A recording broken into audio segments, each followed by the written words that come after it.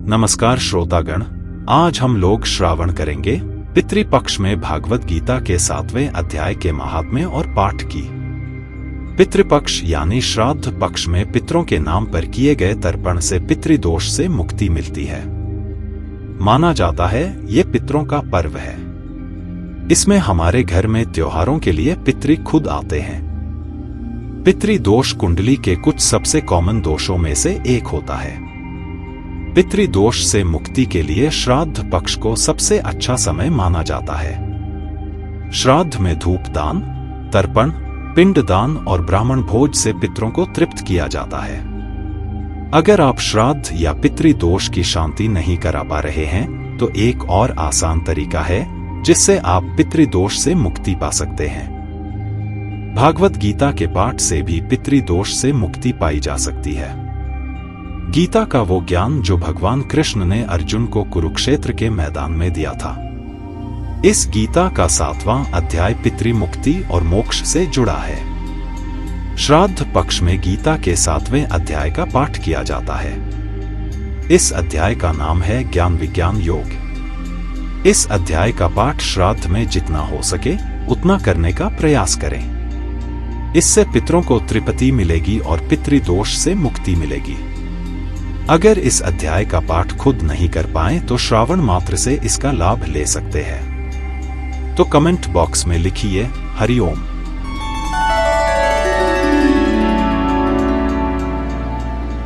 भगवद गीता के 7वें अध्याय का महात्म्य। भगवान शिव कहते हैं, हे पार्वती, अब मैं 7वें अध्याय का महात्म्य बतलाता हूं, जिसे सुनकर कानों में अमृत राशि भर जाती है। पाटलिपुत्र नामक एक दुर्गम नगर है जिसका गोपुर अर्थात द्वार बहुत ही ऊंचा है। उस नगर में शंकुकर्ण नामक एक ब्राह्मण रहता था। उसने वैश्य वृत्ति का आश्रय लेकर बहुत धन कमाया, किंतु न तो कभी पितरों का तर्पण किया और न देवताओं का पूजन ही। वह धनोपार्जन में तत्पर होकर राजाओं को ही भोज दिया करता था। एक समय की बात है, उस ब्राह्मण ने अपना चौथा विवाह करने के लिए पुत्रों और बंधुओं के साथ यात्रा की। मार्ग में आधी रात के समय जब वह सो रहा था, तब एक सर्प ने कहीं से आकर उसकी बाह में काट लिया। उसके काटते ही ऐसी अवस्था हो गई कि मणि, मंत्र और औषधि आदि से भी उसके शरीर की रक्षा असाध्य जान पड़ी। तत्पश्चात कुछ ही क्षणों में उसके प्राण पखेरु उड़ गए और वह प्रेत बना। फिर बहुत समय के बाद वह प्रेत सर्पयोनि में उत्पन्न हुआ। उसका वित्त धन की वासना में बंधा था। उसने पूर्व वृत्तांत को स्मरण करके सोचा, मैंने घर के बाहर करोड़ों की संख्या में अपना जो धन गाड़ रखा है, उससे इन पुत्रों को वंचित करके स्वयं ही उसकी रक्षा करूंगा। सांप की योनि से पीड़ित होकर पिता ने एक दिन स्वप्न में अपने पुत्रों के समक्ष आकर अपना मनोभाव बताया। तब उसके पुत्रों ने सवेरे उठकर बड़े विस्मय के साथ एक दूसरे से स्वप्न की बातें कही। उनमें से मंझला पुत्र कुदाल हाथ में लिए घर से निकला और जहां उसके पिता सर्पयोनि धारण करके रहते थे, उस स्थान पर गया। यद्यपि उसे धन के स्थान का ठीक ठीक पता नहीं था, तो भी उसने चिन्हों से उसका ठीक निश्चय कर लिया और लोभ बुद्धि से वहां पहुंचकर बाबी को खोदना आरंभ किया। तब उस बाबी से बड़ा भयानक सांप प्रकट हुआ और बोला, ओ मूढ़, तू कौन है? किस लिए आया है? यह बिल क्यों खोद रहा है? किसने तुझे भेजा है? ये सारी बातें मेरे सामने बता। पुत्र, मैं आपका पुत्र हूं। मेरा नाम शिव है। मैं रात्रि में देखे हुए स्वप्न से विस्मित होकर यहाँ का सुवर्ण लेने के कौतूहल से आया हूं। पुत्र की यह वाणी सुनकर वह सांप हंसता हुआ उच्च स्वर से इस प्रकार स्पष्ट वचन बोला, हाँ, यदि तू मेरा पुत्र है तो मुझे शीघ्र ही बंधन से मुक्त कर। मैं अपने पूर्वजन्म के गाड़े हुए धन के ही लिए सर्पयोनि में उत्पन्न हुआ हूं। पुत्र, पिताजी, आपकी मुक्ति कैसे होगी? इसका उपाय मुझे बताइए, क्योंकि मैं इस रात में सब लोगों को छोड़कर आपके पास आया हूं। पिता, बेटा, गीता के अमृतमय 7वें अध्याय को छोड़कर मुझे मुक्त करने में तीर्थ, दान, तप और यज्ञ भी सर्वथा समर्थ नहीं है। केवल गीता का 7वां अध्याय ही प्राणियों के जरा मृत्यु आदि दुखों को दूर करने वाला है। पुत्र, मेरे श्राद्ध के दिन गीता के 7वें अध्याय का पाठ करने वाले ब्राह्मण को श्रद्धा पूर्वक भोजन कराओ। इससे निसंदेह मेरी मुक्ति हो जाएगी। वत्स, अपनी शक्ति के अनुसार पूर्ण श्रद्धा के साथ निर्व्यसी और वेद विद्या में प्रवीण अन्य ब्राह्मणों को भी भोजन कराना। सर्पयोनि में पड़े हुए पिता के ये वचन सुनकर सभी पुत्रों ने उसकी आज्ञानुसार तथा उससे भी अधिक किया। तब शंकुकर्ण ने अपने सर्प शरीर को त्याग कर दिव्य देह धारण किया और सारा धन पुत्रों के अधीन कर दिया। पिता ने करोड़ों की संख्या में जो धन उनमें बांट दिया था, उससे वे पुत्र बहुत प्रसन्न हुए। उनकी बुद्धि धर्म में लगी हुई थी, इसलिए उन्होंने बावली, कुआं, पोखरा, यज्ञ तथा देव मंदिर के लिए उस धन का उपयोग किया और अन्नशाला भी बनवाई। तत्पश्चात 7वें अध्याय का सदा जप करते हुए उन्होंने मोक्ष प्राप्त किया।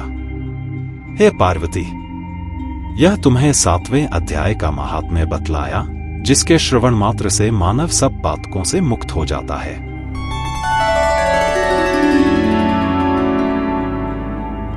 भागवत गीता के 7वें अध्याय ज्ञान विज्ञान योग का पाठ। श्री भगवान बोले, श्री भगवान ने कहा, हे पृथापुत्र, अब उसको सुन जिससे तू योग का अभ्यास करते हुए मुझ में अनन्य भाव से मन को स्थित करके और मेरी शरण होकर संपूर्णता से मुझको बिना किसी संशय के जान सकेगा। मैं तेरे लिए इस विज्ञान सहित तत्व ज्ञान को संपूर्णतया कहूंगा, जिसको जानकर संसार में फिर और कुछ भी जानने योग्य शेष नहीं रह जाता। हजारों मनुष्यों में से कोई एक मेरी प्राप्ति रूपी सिद्धि की इच्छा करता है, और इस प्रकार सिद्धि की प्राप्ति के लिए प्रयत्न करने वाले मनुष्यों में से भी कोई एक मुझको तत्व रूप से साक्षात्कार सहित जान पाता है। पृथ्वी, जल, अग्नि, वायु, आकाश, मन, बुद्धि और अहंकार भी, इस प्रकार यह 8 प्रकार से विभाजित मेरी प्रकृति है।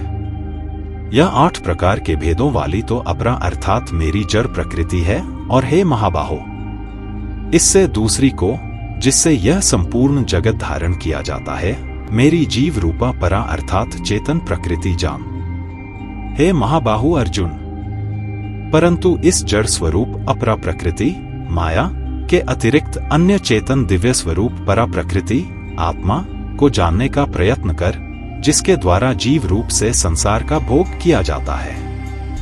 हे अर्जुन, तू ऐसा समझ कि संपूर्ण भूत इन दोनों प्रकृतियों से ही उत्पन्न होने वाले हैं, और मैं संपूर्ण जगत का प्रभव तथा प्रलय हूं, अर्थात संपूर्ण जगत का मूल कारण हूं। हे धनंजय, मुझसे भिन्न दूसरा कोई भी परम कारण नहीं है। यह संपूर्ण जगत सूत्र में सूत्र के मणियों के सदृश मुझ में गुंथा हुआ है। हे अर्जुन, मैं जल में रस हूं, चंद्रमा और सूर्य में प्रकाश हूं, संपूर्ण वेदों में ओंकार हूं, आकाश में शब्द और पुरुषों में पुरुषत्व हूं। मैं पृथ्वी में पवित्र गंध और अग्नि में तेज हूं तथा संपूर्ण भूतों में उनका जीवन हूं और तपस्वियों में तप हूं। हे अर्जुन, तू संपूर्ण भूतों का सनातन बीज मुझको ही जान। मैं बुद्धिमानों की बुद्धि और तेजस्वियों का तेज हूं। हे भरत श्रेष्ठ, मैं बलवानों का आसक्ति और कामनाओं से रहित बल अर्थात सामर्थ्य हूं और सब भूतों में धर्म के अनुकूल अर्थात शास्त्र के अनुकूल काम हूं। और भी जो सत्व गुण से उत्पन्न होने वाले भाव हैं और जो रजोगुण से तथा तमोगुण से होने वाले भाव हैं, उन सबको तू मुझसे ही होने वाले हैं ऐसा जान। परंतु वास्तव में उनमें मैं और वे मुझ में नहीं हैं।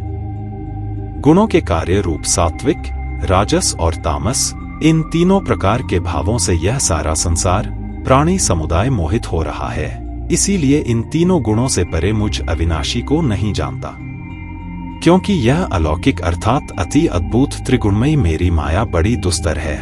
परंतु जो पुरुष केवल मुझको ही निरंतर भजते हैं, वे इस माया को उल्लंघन कर जाते हैं, अर्थात संसार से तर जाते हैं। माया के द्वारा जिनका ज्ञान हरा जा चुका है, ऐसे आसुर स्वभाव को धारण किए हुए मनुष्यों में नीच दूषित कर्म करने वाले मूढ़ लोग मुझको नहीं भजते।